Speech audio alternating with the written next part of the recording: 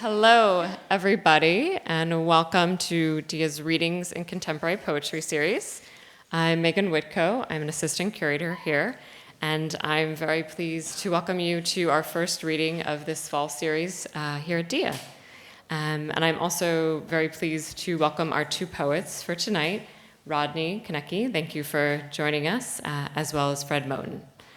So Readings in Contemporary Poetry is a part of the Sackler Institute at Dia Art Foundation. And we want to thank Levy Gorvey Gallery, who provides major support for this series. Additional support is provided by the New York City Department of Cultural Affairs, as well as our media sponsor, the Brooklyn Rail. And we also lastly want to thank Brooklyn Brewery, who provides the beverages, as well as all of Dia staff who really help run these programs, Mary Catherine Youngblood, Andrea Vila, and Max Tonone, invaluable help here. So just a quick housekeeping announcement. If there is any space next to you or anything when you want to move in towards the center, I think we have a couple people who will be joining us who would love to grab seats. And also the format for the evening, we're not going to take an intermission, as we've sometimes done in the past, but we'll have a brief break to switch out some equipment between our two readers. Following both readings, we have a selection of books available by both poets out front, and you're welcome to check out the titles, chat, have another beer if you'd like to hang out then. So without any further ado, I'm going to hand things over to Vincent Katz, who's the curator of Readings in Contemporary Poetry, who will be introducing our first reader for the evening. Thank you.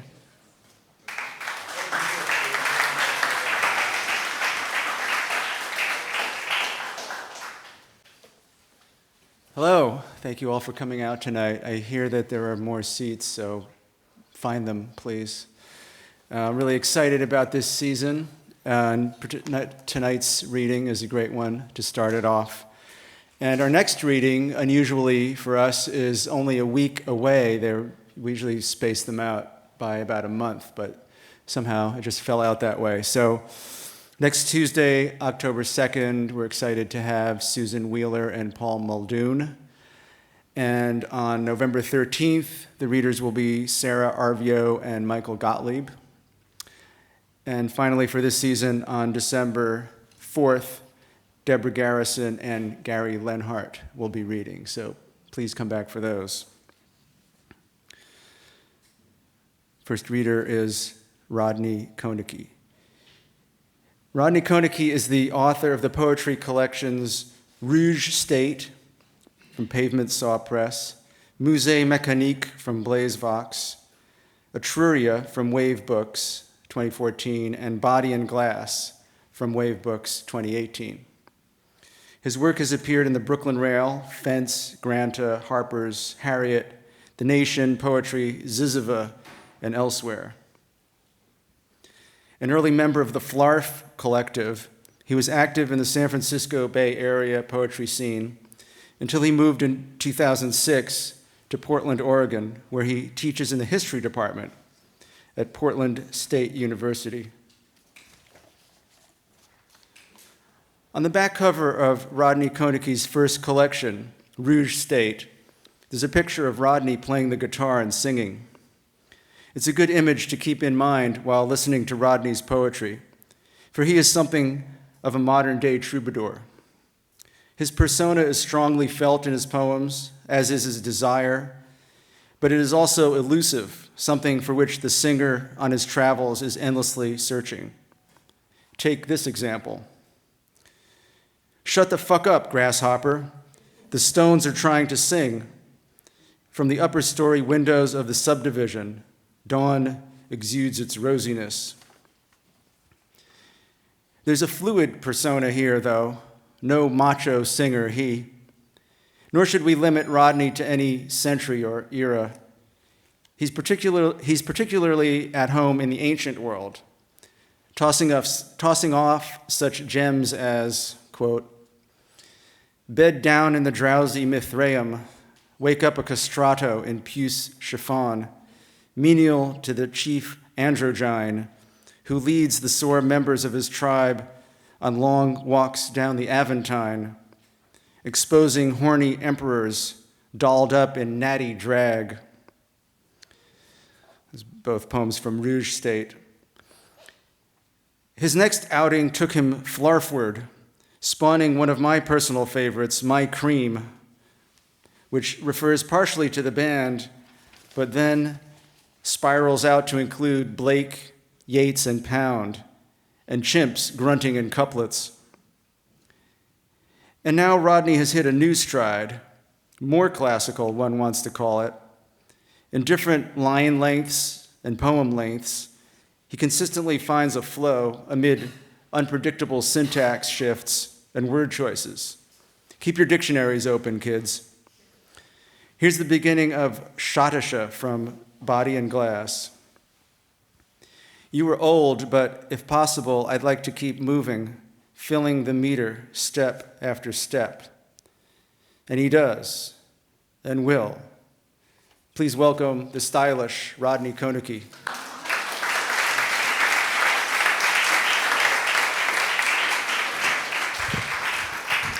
Good evening, everyone. It's a real pleasure to read in front of an audience like this. I wanted to thank Vincent for inviting me to read at DIA tonight, and for everyone at DIA, Megan and the whole crack team up here on the 5th floor who's helped make this possible. And it's also a real special honor to read with Fred, whose work I've admired for a long time. So I just came in from Portland, Oregon, and I need to read a couple poems to get into a New York state of mind. So I wanted to start with a poem by Vincent Katz, because it's here in New York and because I think it's also a perfect poem. It's called Price from Southness.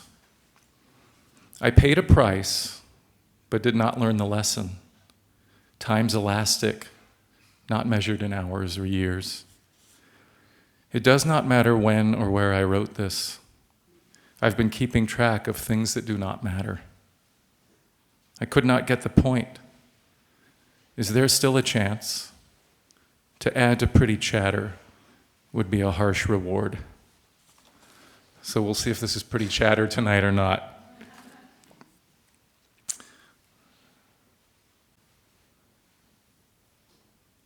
So I'm in New York. It seems like I should read a poem that mentions Frank O'Hara. This seems like the right, where else are you going to do it in Portland? So this is from my last book, Etruria. I'm just going to read this one from Etruria, and it's kind of based on that essay that O'Hara wrote about Pasternak, Boris Pasternak, which made no sense to me that O'Hara would be a Pasternak enthusiast, because O'Hara is so fun and effervescent, and Pasternak, at least from the translations I've read, is so gloomy and Russian. So this was built on that. It's called Toward a Theory of Translation. Everyone knows that O'Hara is great, but who loses much sleep over Pasternak? In Russia, where the poem is still valued as a succession of more or less beautiful lines, creation is also regarded as the province of the devil. Life and its regulation belong to dumb forces, which collect at a shining point the green translator would probably render as God, while spontaneity erupts, to borrow a favorite Russian image, like a fish breaking out from the ice, flapping from the water to thrash and heave in air. Somewhere in this passage, I'm certain it suffers a kind of epiphany, which is often celebrated in poems, but elsewhere finds itself less welcome, even despised. The motifs most common to Russian poetry, it's perhaps useful here to consider text as something woven, like underwear or rugs, are rich but few. A monk converses with his starets or elder. Features of the landscape, such as ponds, clouds, and weather, are addressed familiarly by the poet. A mule or duck suddenly speaks to its owner, describing in tears the heretofore unconsidered awkwardness of its servitude. Each exchange bears its measure of pathos, like women in the Caucasus with baskets balanced squarely on their heads. But it leaves little room for that boozy sprezzatura O'Hara or a dozen other poets achieved mid-century on a 40-block stretch of Manhattan. All this is by way of saying that if love is a state for which no language is ever adequate, yet we keep falling in love and writing about it anyway, then each of us, in our private feelings, resembles a poem waiting for its translator, like a lover who waits for a lover on the steps of a bank or somewhere municipal, knowing how pale and approximate any discussion of feelings will finally be, despite the original's undeniable power. The nonsensical, or phatic, defined by Jacobson as that which lifts the fish through the ice, then gives it nothing to breathe, has perhaps been too little esteemed in translation or anywhere else. For though I am no O'Hara, just being with you, I managed to feel elevated. A train full of Russians passing over Manhattan, happy to gesture or shout or merely gasp. So then when I came to write this new book, Body and Glass, which just came out earlier this year, I started to feel a little bad about Pasternak. I thought maybe I had done him a disservice. So I wrote a poem called Apology to Pasternak. And I'll read that one too. Apology to Pasternak, in back of spring, another winter waiting. A year where only groping proves there's light. Boughs drop to the sleeping world. Broken script on spoiled sheets of snow. Suffering is not being happy. Lost stamps to the night's philatelist. Wishes places fixed in Prussian blue. That beauty and its students now so bore me, who'd praise instead the crockery for breaking, who'd scale a wind to sow in scraping ewes. The meadow's secret industry hoards flour, fuse, and charge. Time's colored pieces robed in names, failed kings who left the manors to measures of their melting, proclamations meted out in drips, forgetting glazing, April's shrinking, winter's riches worn to ermine sleeves. In years the hands brought harvests in from starving. Year workers learned to wear their weeds like crowns.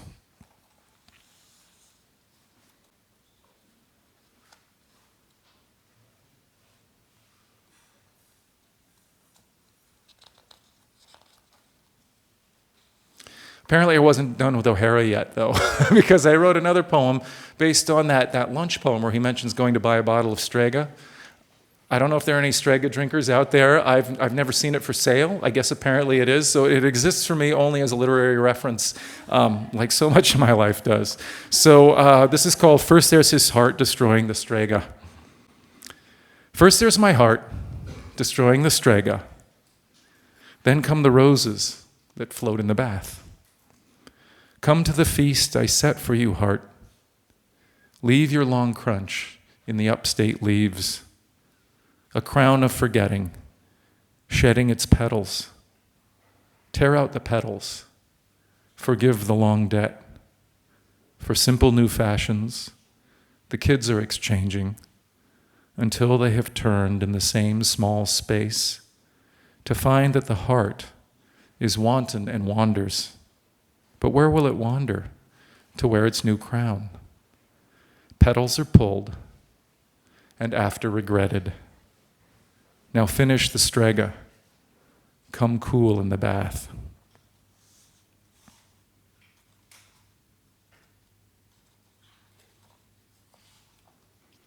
Thanks to the 250 plus participants. That was a subject line in an email. I teach history in my day job, and this email came after a conference thanking the 250 plus participants. Because the mirror is broken on your Prius, I have come to believe more firmly in the purpose of your conference. A need to explain the broken to the broken, a feeling of being uneasy looking backward at destruction, boom drop through the frame of tableau after gold tableau. I'm not so afraid of hands not getting dirty, the humus being rotored in an academic field, but your dark hair in its surplus through the bent glass on the Prius. I choose this to remember from my visit to the conference. The thingness of things yoked in shared obsolescence, structure of you moving, while structure itself never moves.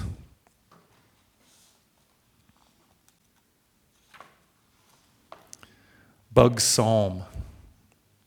The Bug Psalm, don't get crushed. Afterlives feel meaningless, but spring will come. Push out the nubs the kids braid into pallets. Take up your pallet from lawns noons hardly touched. The small think gods just loll on clouds. Bugs think gods just crush. And now we enter the political portion of the evening. Mazurka. May I just join Renee behind her blinkers? Moonlight's not for everyone's career. People think they need a life to nourish the presences they want to place around them, but find the things they hold preserve a nothing that's the rule in other lives. But if the future offered greater breathing, I too would join Monique and try to sign. I find it so amazing that work is too constricting for poets to be read with full attention in the love from other minds. I break from lurking only to be Sarah, her sheets and dues and days and business skills, to say how much I'd like for a companion to get my work considered year by year. I suffer from an illness that is eating at my talent, a talent that can write when pills allow, the years to bring another kind of living. We merely love and need our poetry. I hope the others don't look too pathetic, but this one really resonates for me who is the person who is trying to be living through this reaching out to you, but only in the way it transmits moonlight, that doesn't touch Renee or work or time, can't bring Monique who suffers better futures with her lovers, or make us watch while Sarah cups her hands around a pill, another pill to work to do the blocking. Blocking is not living. Writing is not living. Working for a living year by year is what the others say I must get used to, who use the rules to push out others' lives. The ones who live their lives no way we're used to push the ones who do.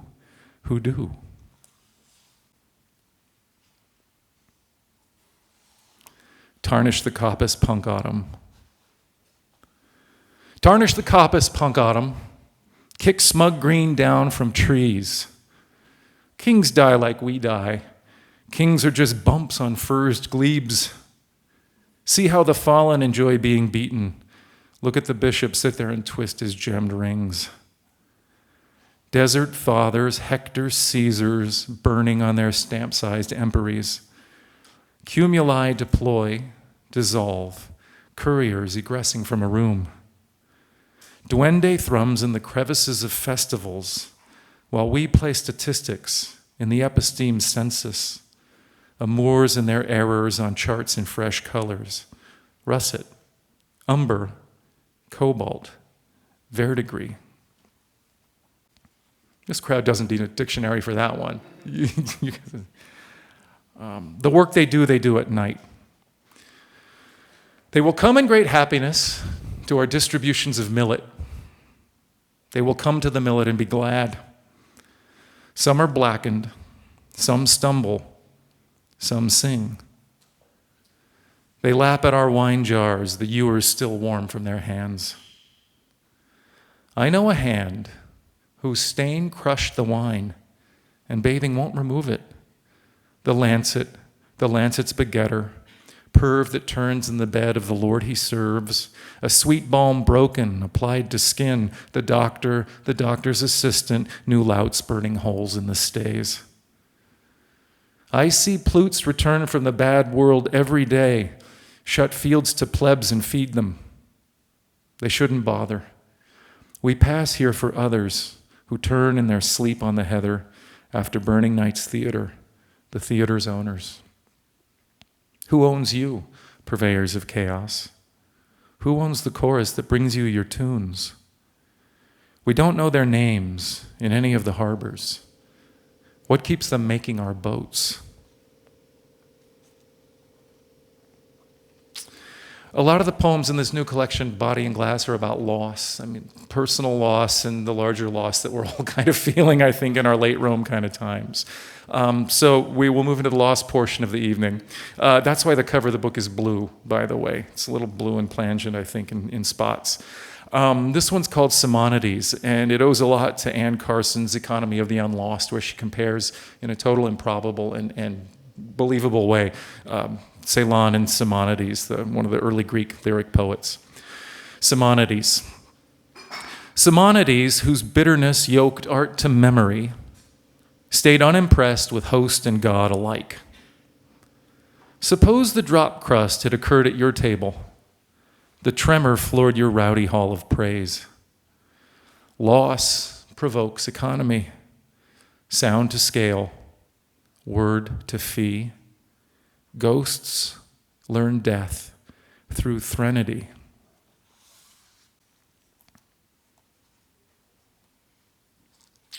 This is called Poem for Bruce, and the Bruce being referred to is Bruce Boone, a writer and friend of mine in San Francisco who lives in this kind of decrepit Victorian splendor in one of the last affordable apartments in the Castro. Poem for Bruce. Under the roof is the empty room, papered in requiem blue. Partiers crowd the burned kitchen, gold fixtures hooked to cheap lath. What is it they can tell you about absence? How it abates, takes names, becomes a wall with windows faced on a formal garden, content to accept the thin rain. The syllable forgives the words that need it. A sentence badly written, epigraph scrawled thoughtlessly in books. Book where the hero confronts a dark riddle. Book where the suitors stand at the gate and are stumped. What force brought them forward, stooping at the lintel, up the chipped steps, to the blue door in the unbuilt tower, half-built, the new stone?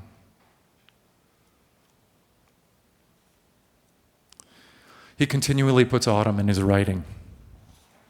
I continually put autumn in my writing, discovering how I prefer your lineaments to anything this rotting world adores. Scholars tussle over standards. Elide them in the sentence. I call to you from pauses on sobriety's palanquin. I'm ready to climb down from all that song saw fit to move in before your hum allotted, spring's abandon, winter's measure, empty dishes scraped a wasting in a house of foreign sinks. Tell me now why I still come here, preferring your appearance to everything exciting on a morning. Digits stressed with message. Zeros moved across a formal game. Out of glare and surface to make a wasteful palace. Lamps for burning up the dying day. Spent on truant sovereigns.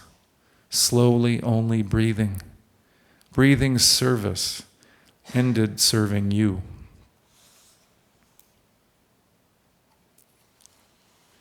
Gulag. So this will connect with the Pasternak theme, you know. So sue me and my gulag, the rope frayed when I swooped. Not even approximately did I think the load might hit one Carmen ribbon of your hair, but she'd been in many bands, so knew the danger. Truth saunters in so indolently where you do not wish to go. Now quietly you lie there and won't stretch out your hand. Beyond any wishing, finished with givens, alp worn down to less. And while it's still gulag, you read as if to find a way to choose it, stopping the now in its prettiest nouns, so many colored streamers loosed in empty summer air. Meantime, I'm this formal one, there at every column of her name, a crown returned to commons, industry's crushed center for events. Unsure where it's wanted, the poem carries context that hints at country's history of strife. A thin scum blooms on the prison yard tank, though mountains still reflect there, doubled where they did not wish to go. One splash unstills the mountains. Double, ropes fray. Mine broke.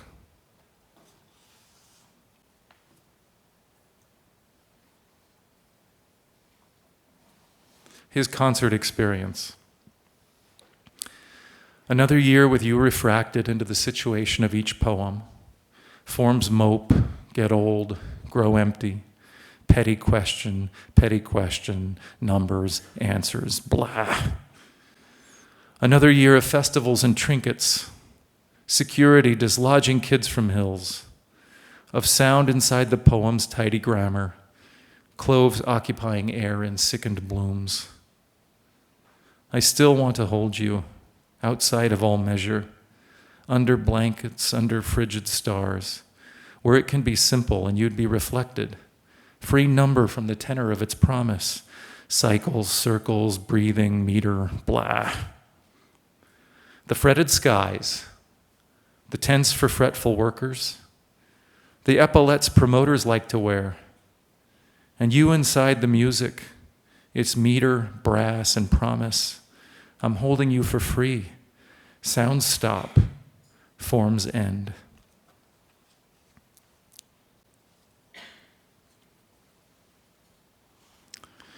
I feel we should leave on a hopeful note, though. So there's a thread that weaves through the book about joy, hope, whatever you want to call it. I don't really see what the point is otherwise. There's lots of that I find in Fred's work as well. A lot of hope and a lot of joy, a tempered joy, a wary joy, musical joy. So, a little joy. Berceuse, it's a musical form. Adherent of storms and untimely weather, how you sleep where ashes are blowing. I bring my small light that kids use for comfort. Pull up the ratty quilts until what isn't closer doesn't matter. Night, the executrix, appoints, deletes, patricians telling children Rome is burning. But is that right? Blue satellite.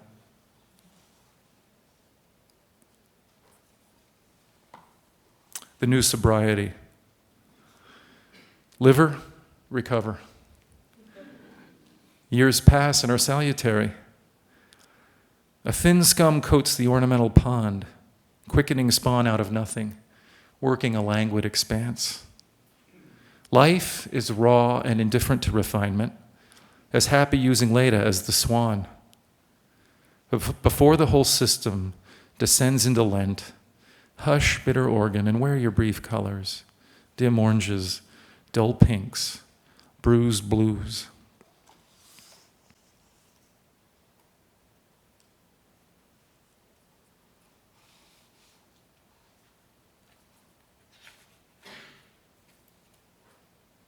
Theoria.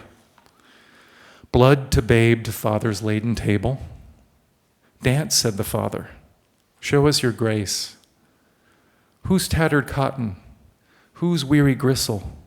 Heads duly shriven, wrenched in complaint. Cleft so a heart, works without wanting, summoned to pleasure, free to pick dates. Curve into cursive, praxis to ashes. What reveler considers the number of plates?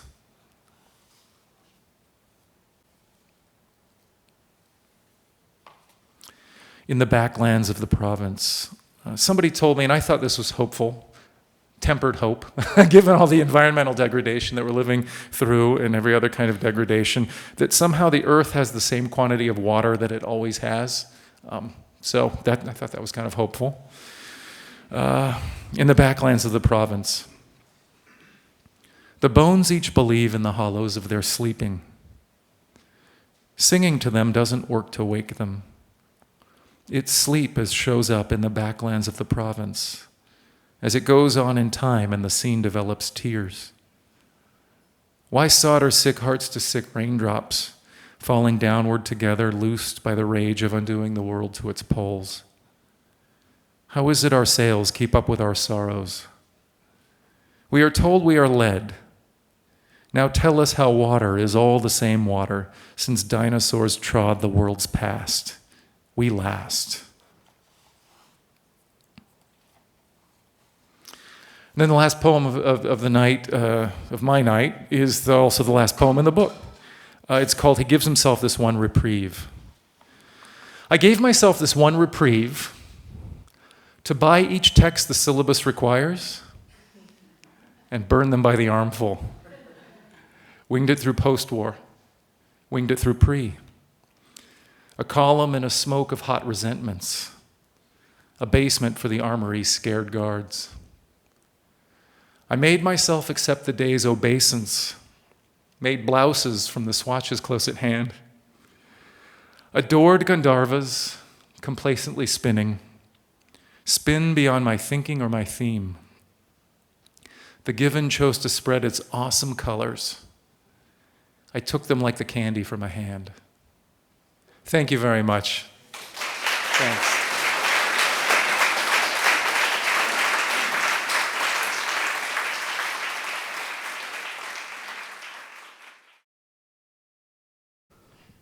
Fred Moten is the author of the poetry collections Hewson's Tavern, The Field Trio, The Little Edges, and The Service Porch.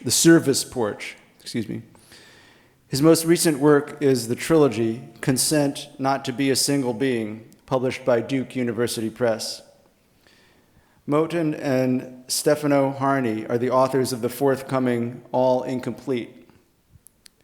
In 2018, Moten received the Roy Lichtenstein Award from the Foundation of Contemporary Arts and was named a United States Artists' Writing Fellow. He teaches in the Department of Performance Studies at New York University. Some 500 years ago, Dante Alighieri wrote a treatise entitled De Vulgari Eloquentia. Allen Ginsberg was very fond of it. Its title might be translated On Eloquence in or of the Vernacular. Dante was trying to distinguish the official language, Latin, from languages people actually spoke in Sicily and other parts of Italy. It occurs to me that Fred Moten's poetry is very much in this tradition. What does it mean to grow up learning in school and from other authorities and authoritarian figures the right way to speak and write, while all the time hearing on the street, in music, pretty much anywhere outside of school, a very different kind of speaking and writing? And what if that other speaking and writing, in addition to being much more exciting, is connected to the cultural movements of one's time, as opposed to a distant, preserved in formaldehyde past? That is a starting point, but hardly the end. Moten takes language and then playfully subverts it. In an early poem, Gramophone Remember, from Hewson's Tavern, he pays exquisite attention to line breaks, often breaking words themselves, then finally fashioning new ones. We anarchists play air again to improvise. Ladenness sits with phonograppa and, quote, that same old place, California. Then there are meditations, and also anger, which is not necessarily the same as blame, as in the poem Jazz, as Ken Burns, which begins, fuck it if that's what it is, or you made it that.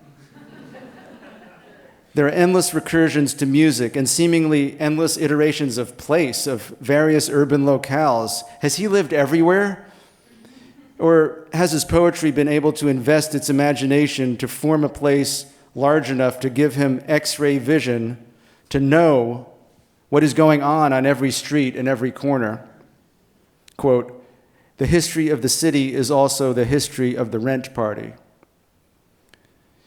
In later books, Moten got into a more flowing groove, one word after another with almost no breaks for breath. Then text starts to shapeshift, forming into visual diagrams and aesthetically pleasing contours. Again, it is hard to know what decade or locale you are in, but it doesn't matter. The continuity is mellifluous, whether Bessie or Cecil, and words start to have multiple meanings. The bottom, for example. Or, as he puts it in It's Not That I Want to Say from The Service Porch, it's not that I want to say that poetry is disconnected from having something to say. It's just that everything I want to say eludes me. But if I caught it, I wouldn't want it. And you wouldn't want it either. Please welcome the indubitable Fred Moten.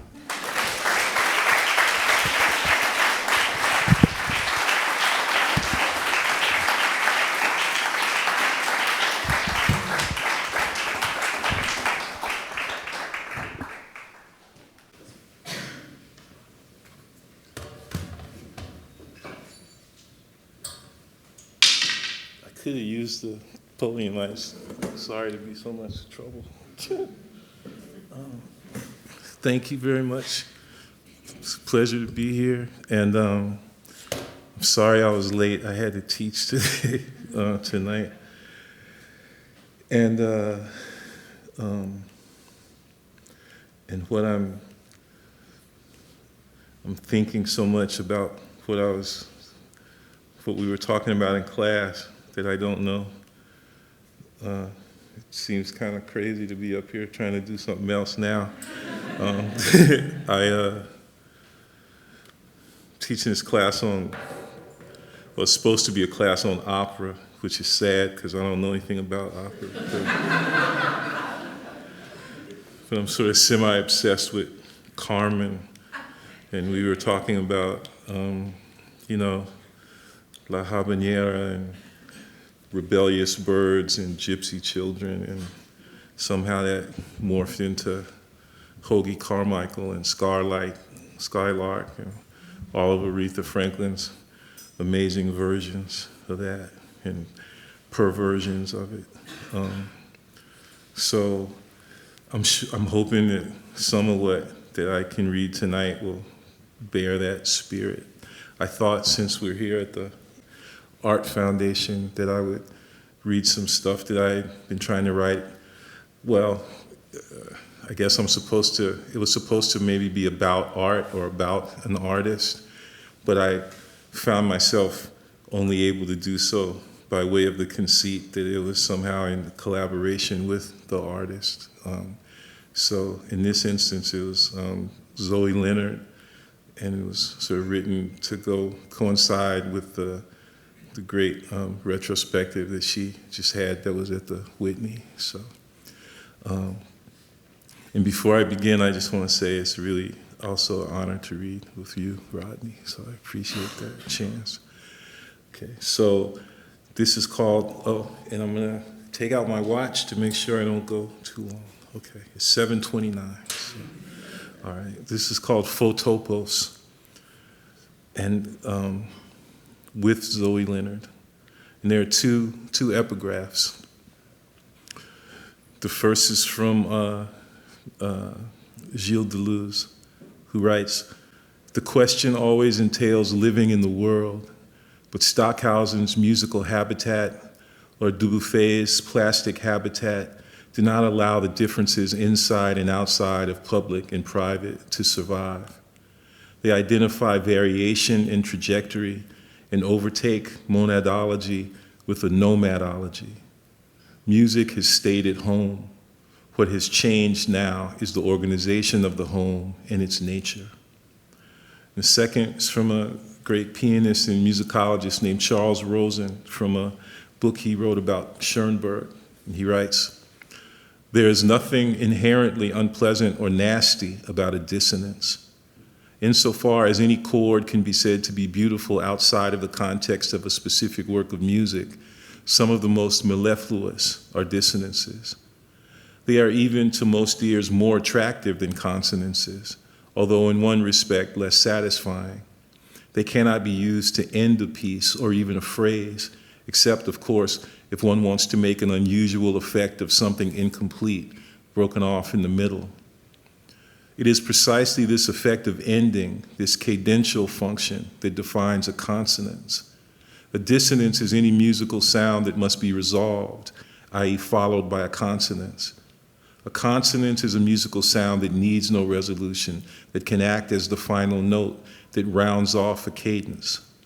What sounds are to be consonances is determined at a given historical moment by the prevailing musical style, and consonances have varied radically according to the musical system developed in each culture. It is not, therefore, the human ear or nervous system that decides what is a dissonance. A dissonance is defined by its role in the musical language, as it makes possible the movement from tension to resolution, which is at the heart of what may be generally called expressivity. Okay. So 1. Those of us who are out of sync can't help but be committed to sequence. This promise takes the form of constant rupture.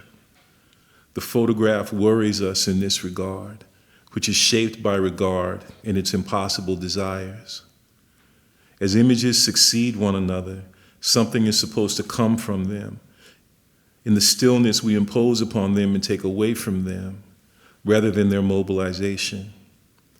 Movement is tainted by stillness and what it's supposed to distill in us, for us. Does seriality have to align itself with the vulgarity of the timeline, which is held in the sterile fetishization of the singular?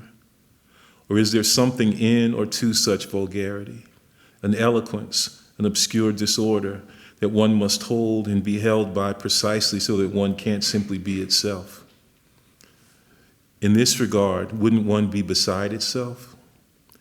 These questions recall the question of seriality's relation to the baseline, the periodic table of displacement whose preparation is ritually provided by those who get at the bottom of things, where neither the individual nor its opposite can be found.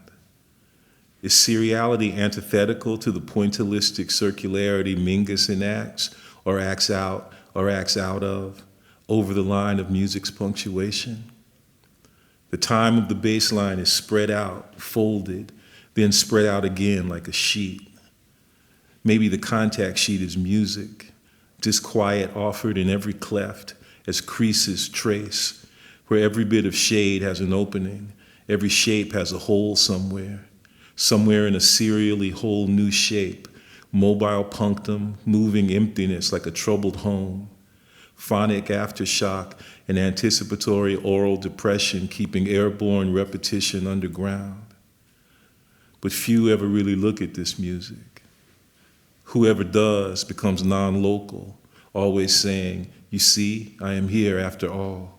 And always when they say that, here be gone, I gone after it, here and I emergent after all, in the wake of all's facticity, in pursuit of its countlessness. What's an image or a page or a room full of images got to do with the incalculable? What's seriality got to do with all? This is a sequence of questions for Zoe Leonard, philosopher of the sequence out of sync. 2. We get so worried by the gap between what we want from the photograph and what we want from photography that we start to wonder if this phonography, hidden in plain sight's plain song, is mere ambience. Is the hum in view in the photograph just surround sound, background noise? This would be interesting insofar as it could be thought that the background that allows photographic representation to take place is oral. It's the sound of the falls. Italics visualize, and this is where I was, that massive, auratic, mystophonic hush that washes over the variable liturgical inscription of the tane of the postcards. At the same time, a rather less restrictive notion of background might be nice.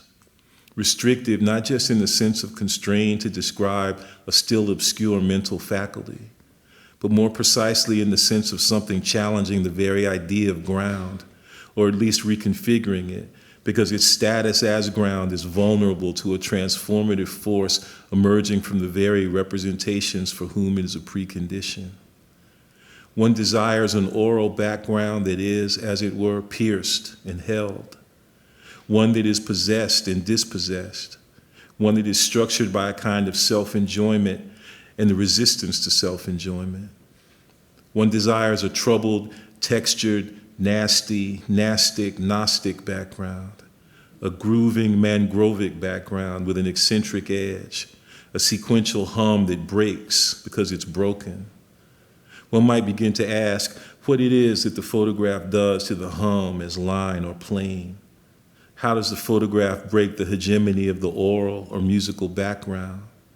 This question might allow us to sense more fully the flavorful, funky reverberations that emerge from the contrapuntal interplay of multi- and antilinear audio. It's not that the analytic of seriality demands the eclipse of any given photo singularity. It's that analysis of any given photo singularity is a manifestation of an already given seriality without beginning or end. What if photography, even in the brightest intensities of its righteous and altogether necessary and proper documentary fury, is nothing but the practice of such forgiveness.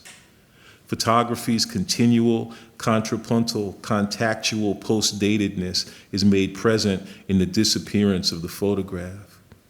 Photography forbears, it refrains. You'll see. Seriality is redactive, dissonant rub, a scrapbook page that charts a hiding river.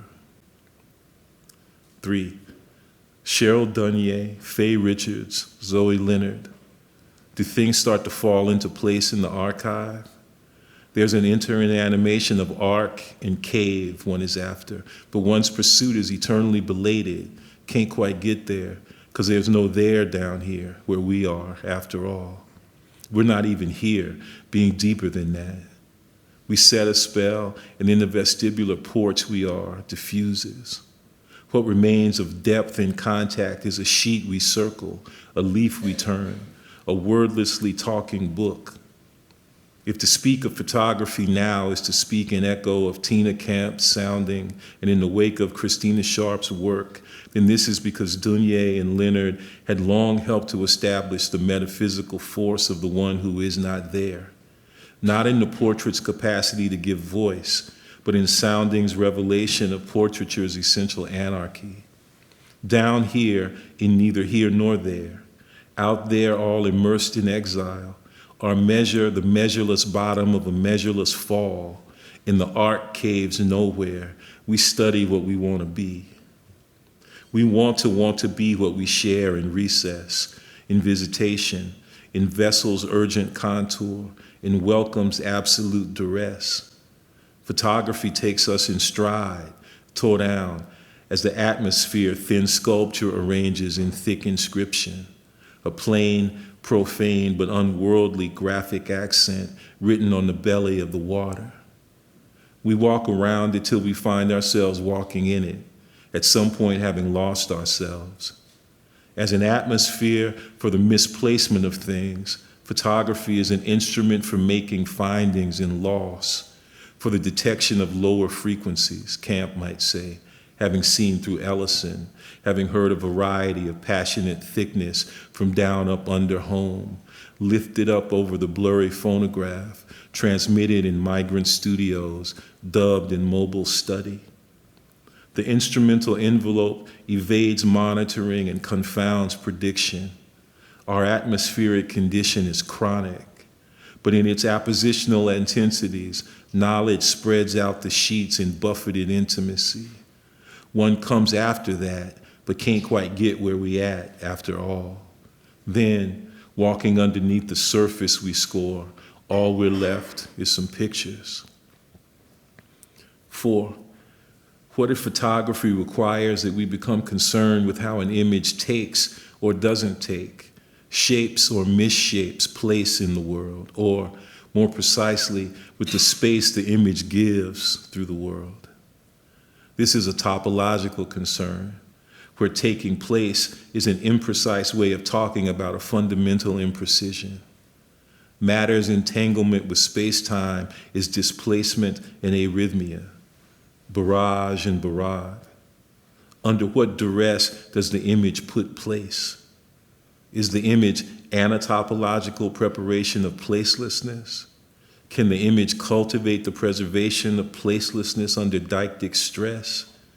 If world and world picture will have existed as determinations of the image, is there an image that restores the earth, to which the concept of world does a terrible kind of metadeictic violence, forgetting how mountains rise or water falls? These too are Leonard's questions, asked of the tree's resistant embrace of fencing, which is cared for in the photograph as a kind of sculpture. Out of sync, out of round, a hold of what can't hold it. The terrible double edge is this. That tree, which is here after all, ain't here no more after all. You can see through it, move through it, like a gateless gate. 5.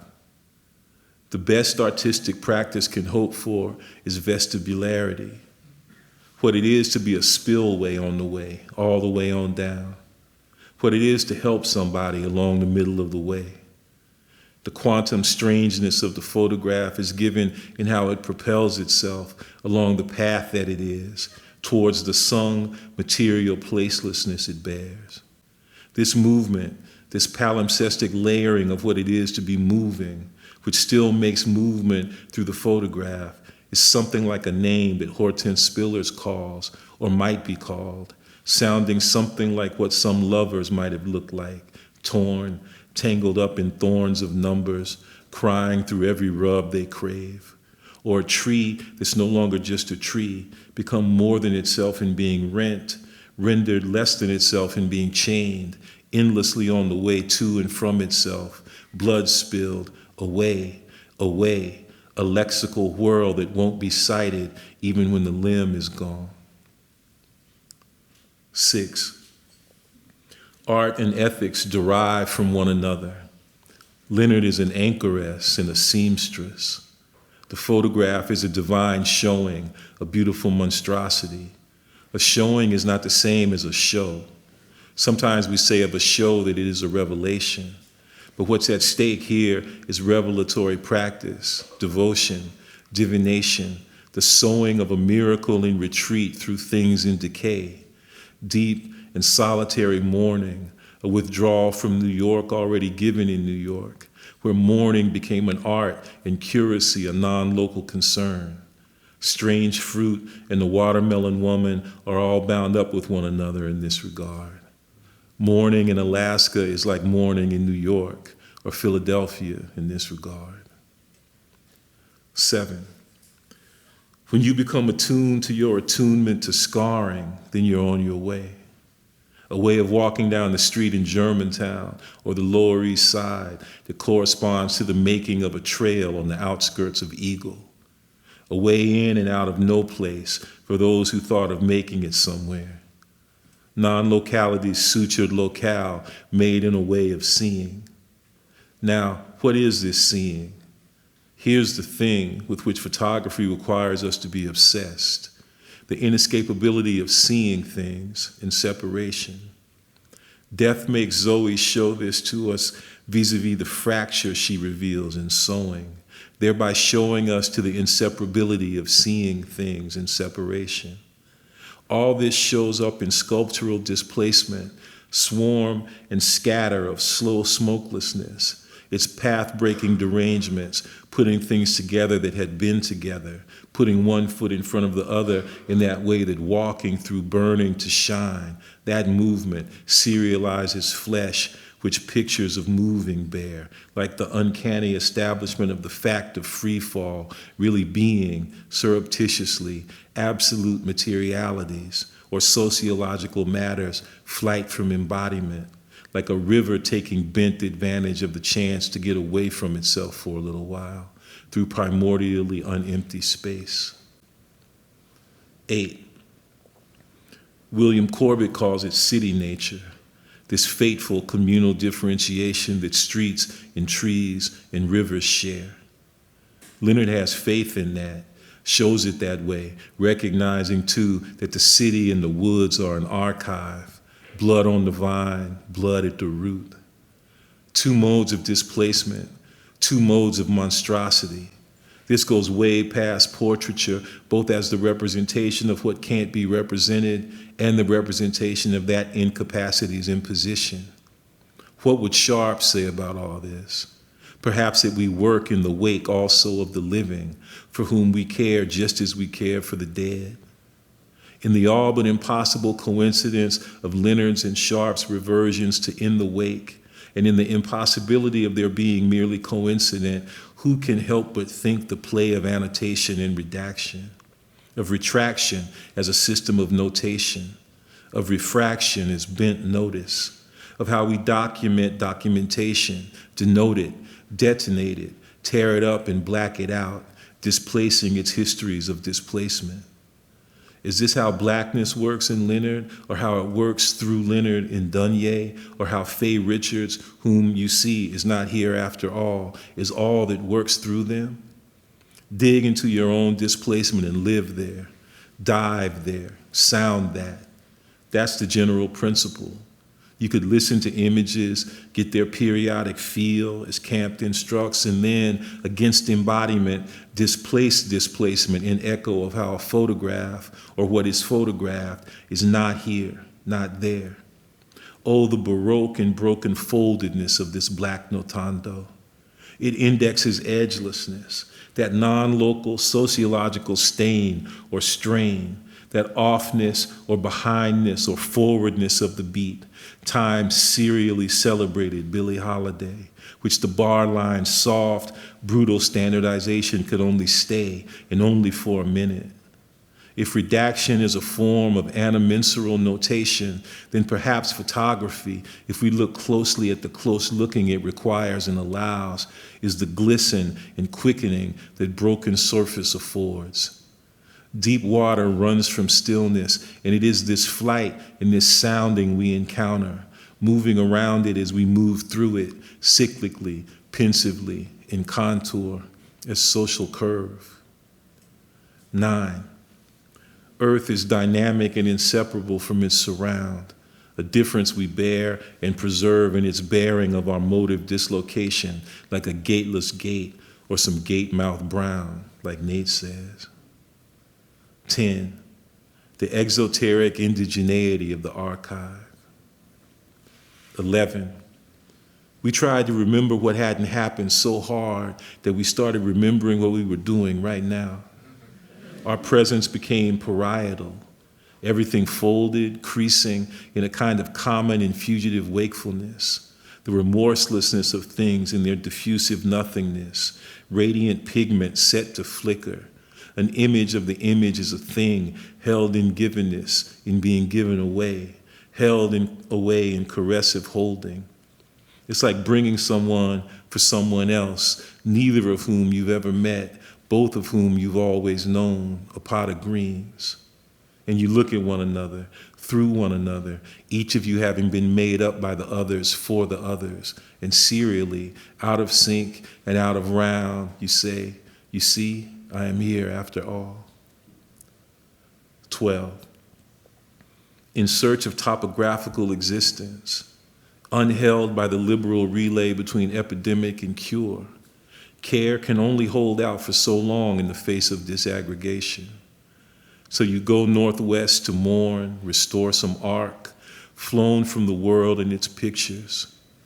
You find that landscape and cityscape show worked things booked and turning, but the move from image to image does something else, materializing for nothing. Diffuse, not diffuse, because there's an explosion. This is the way the world ends, not with a bang, but a bassline, not with a hemp whimper, but a melismatic moan. Black notation's redactive force is given in counter-reductive flavor, that low liquor in which the film is submerged, like words in chiaroscuric weather. There's a sphematic sharpening, edge at once blurred and keen, not at the center, but folded, so you can see what we sound like. An art of measured chant, calligraphic, post-crepuscular, a solfegic ensemble of values, and the notes' soft disarray, past where one can get to, showing where book and show don't quite go together, in dissonance against unison, like a preternatural garden. Did Faye Richards ever sing a one-syllable word? Melisma troubles the singularity of the portrait like water. What remains is solicitous ligature. You'd have to be attuned to the raggedy situation, which ain't about an image of the one who can't quite get there to the first place, or the ones who, in the lonely hour of the last instance, will have never quite gotten it together. One more again, let's call the raggedy situation sequence. Can there be seriality without one, or the first place, or the last instance? We're not from what never comes. The book is a tilled, hard row, a displacement of the show it displaces, displaced in showing what it cannot hold. Presence in the absence of the first place, out of turn, turning over, overturning. If you look for the opening, it will come to find you, where the image disappears in song. The William Parker Violin Trio has a song called Scrapbook that works that new way of folding Deleuze says we're constrained and enabled to discover as the never to be naturalized, who always be denaturalizing home, as if we were a catastrophic precedent for what we want. Surrounded by it as we look at it sideways, having been invited by it to step aside and dance. It is the musique concrète of a photograph you might come upon, almost right now, almost right where you think you are, all but almost here and there after all. We're held by what's out of this world in which we cannot live. In this regard, Zoe Leonard doesn't represent one's incapacity for inhabitation. Her work moves as presences in movement we share, putting images and things in question, in sequence, out of sync. 13, Southern Pear Trees. Reiteration won't account for the continuous exacerbation of shimmer, elements showing through themselves as other than themselves, falling in this endless and beginningless rubbing, rubbing off, rubbing raw, bruising, bruising sound, sound falling off from itself to bruise itself in sounding, falling, fallenness and foldedness, in terrible fruitfulness, in palimpsestic time, fallen off in that, or let go, let to fall in rising, in time piercing and terracing, wasting, embracing, again and again at a moment's notice, gone violently unnoticed, in the brutal overlooking of our looking with, in savage neglect of our caring, which had to have been shown and seen and sown and seen through and demonstrated.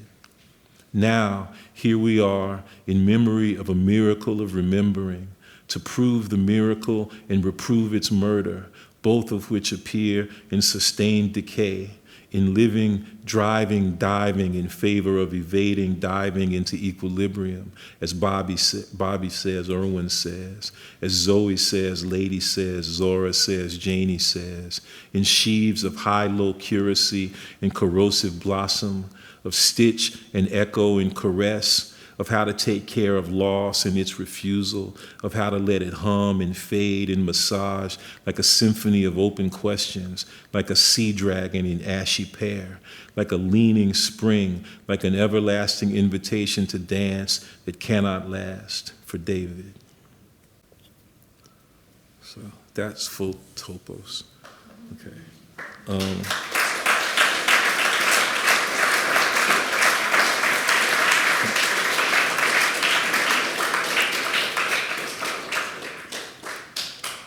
I read one more. It's called 50 Little Springs. It's for my wife, Laura, for her 50th birthday, but I couldn't give it to her till her 51st because it was a long time coming. And her middle name is Aviva, which is spring. 50 Little Springs.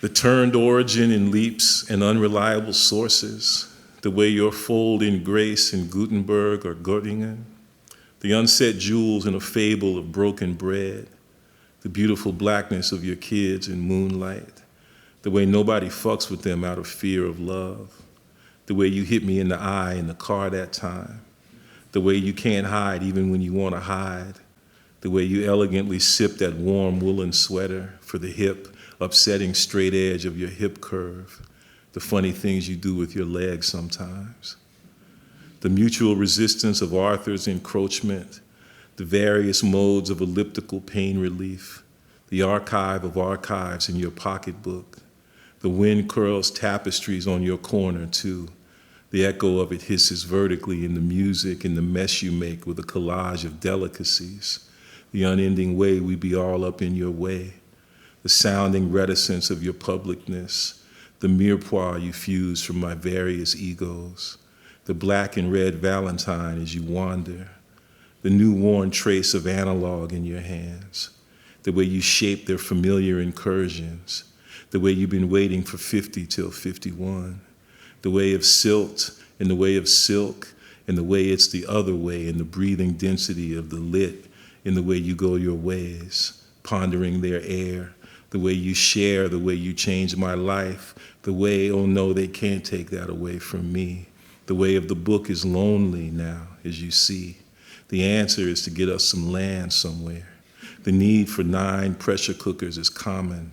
The caramel and burnt ends and thin crispiness, the way Miss Mattie has become your memory, the up-to-the-minute forecast of your touch, the raise a delicate condition till it turns the way our waywardness has gone awry, the way you welcome all our mutant visitors, the way your name brings blur inside, the lost notes we keep folding and taping to the raised canvas of all that beauty wasting away.